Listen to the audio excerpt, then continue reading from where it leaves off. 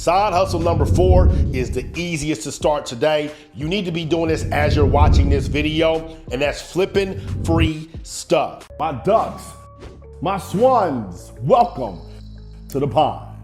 People give away everything because they don't want to repost it online. They don't want to go through the whole sales process. They had a bad breakup. Whatever it is, people are constantly giving away stuff. They give away on places like Facebook Marketplace, which I've sold a little bit on there, but I ain't gonna talk about too much. But Craigslist is where you can find gems of things that are being given away that you can just go pick up and you can resell. You put that B-roll right in the middle of it.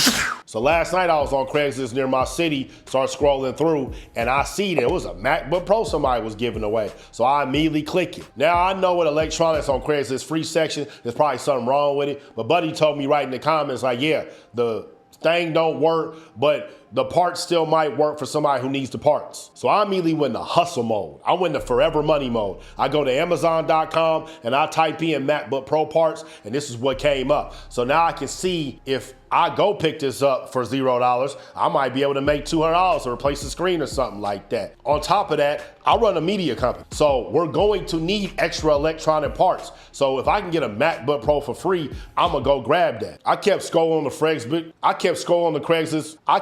Craigslist free section. I saw a brake activator or something. I don't even know what it is. But since it's on there, I know with car parts, those easily can be flipped. Went into forever money hustle mode, went to Amazon, typed it in, and this is what came up. So this is $0. I see you sell it for this. I could probably sell it for $20 and make a $20 profit. That's how you gotta do it if you really trying to flip these free products. No, everything ain't gonna be the nicest. It's a lot of crap on there. But if you scroll through for 5 minutes, 10 minutes a day, you can definitely find something that you can flip. If you have ever typed in how to make money online on YouTube, I'm not gonna say a certain person's name, but when I say garage sales, you're gonna know exactly what I'm talking about. So garage sales and Craigslist free section kind of go hand in hand, but garage sales are usually people trying to get a money grab, they're trying to go on vacation, whatever. I'm gonna give you a bonus that's outside of garage sales people don't really talk about. It's estate sales. What estate sales is when someone passes away, there's been a divorce, something might have happened with a business,